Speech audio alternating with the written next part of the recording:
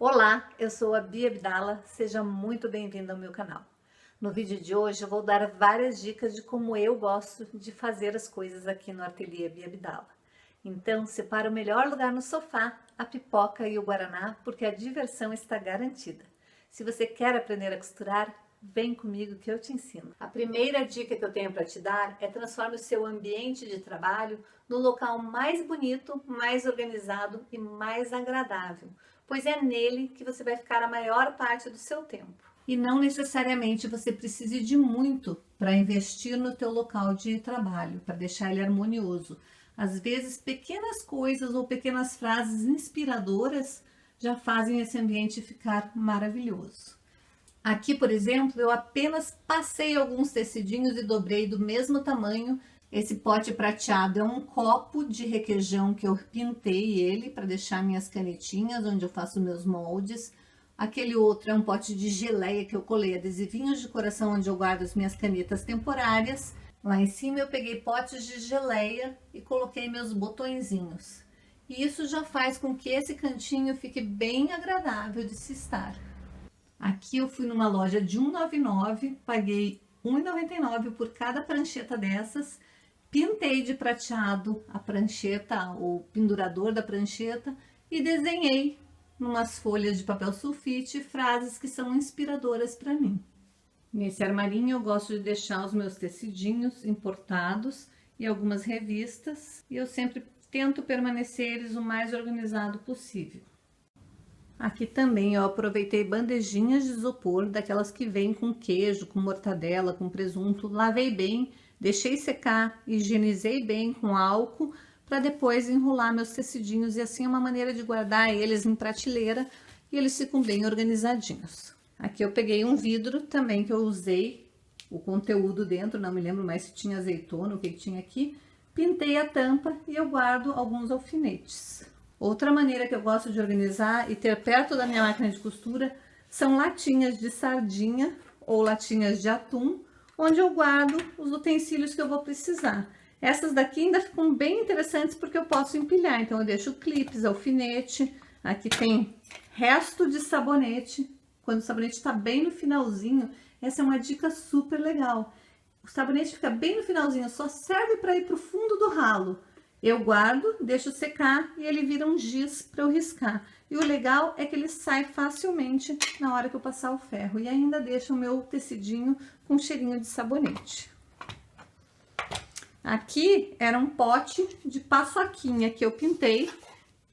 Você consegue ver que ele ainda tem um pouco da marca da embalagem ali. A parte externa dele não, a parte de baixo você vê que ele foi um pote reciclado. E que eu pintei. Normalmente eu guardo pedacinhos de tecido do próximo projeto que eu vou fazer. Eu vou iniciar um trabalhinho com retalhos, então eu já deixo separadinho perto da minha máquina. É uma maneira fácil de organizar e fica tudo coloridinho. Faça isso da cor que você gosta.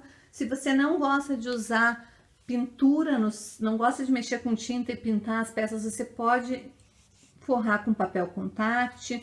Você pode deixar simplesmente só os potinhos de vidro, também ficam interessantes, dependendo do conteúdo que você colocar ali dentro, fica bem bonitinho. Para a próxima dica, você vai precisar de uma tesourinha, um alfinete de gancho e um pedacinho de fita crepe. Agora é só fixar na lateral da sua máquina e você tem um passador de fio perfeito. Agora se preparem, que essa dica é super legal. Você vai precisar de um pedaço de papelão, de preferência reciclado, canetas, régua, fita métrica ou a própria régua. Eu optei por usar fita métrica porque a minha fita métrica, um lado é em polegada, o outro lado é em centímetro, então eu vou conseguir fazer o meu gabarito tanto em centímetro quanto em polegada. Para isso, simplesmente eu preciso pegar minha fita métrica, marcar 1 centímetro do lado de cá do meu papel e outro do lado de cá, lembrando que eu tenho que recortar o meu papel muito bem retinho, ele tem que estar com um ângulo de 90 graus aqui, porque tem que estar uma linha reta aqui. Se você tiver a base de corte, você pode colocar em cima da base de corte para ver se ele está formando um ângulo de 90 graus certinho. Feito isso, você vai marcar 1 centímetro e vai, com auxílio da régua, traçar a primeira linha e vai marcar que ali é 1 centímetro. Depois vai marcar com 1,5 centímetro, marca 1,5 centímetro, 1 polegada e 1,5 polegadas. Então, você já tem 4 marcações, tanto para trabalhar em polegada quanto em centímetro. E para que você vai usar essa régua que você acabou de preparar? Digamos que você tenha um tecido e você precise fazer uma bainha de 1 centímetro. Então, você vai vir posicionar a tua régua, que é um pedaço de papelão que você fez, e vai dobrar de forma que essa tua dobra chegue bem na linha de 1 centímetro. Como você fez isso com um pedaço de papelão, você pode vir com o teu ferro de passar e passar em cima que não vai ter problema nenhum.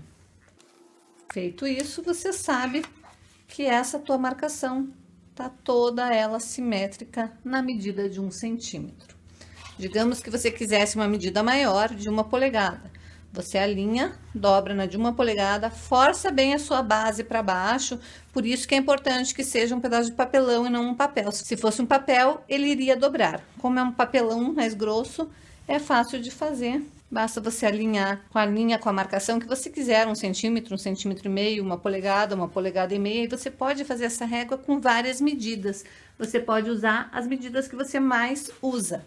E assim você consegue fazer a marcação e depois disso, digamos que você quisesse fazer uma bainha dupla, agora é só virar novamente, alfinetar ou colocar clips aqui e ir para a máquina de costura que vai ficar retinha essa tua costura. A próxima dica é como aumentar um molde de maneira simples. Você vai precisar de 2 lápis, fita crepe, tesoura, o molde que você pretende aumentar e uma folha de sulfite. Agora, é importante que os lápis estejam alinhados aqui. Então, se você quiser, você pode vir com a própria lateral da fita crepe para deixar eles alinhadinhos. E daí, você vai prender um lápis no outro.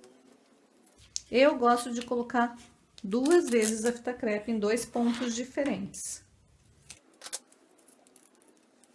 Feito isso, é só você encostar um dos lápis na lateral do seu molde e ir riscando.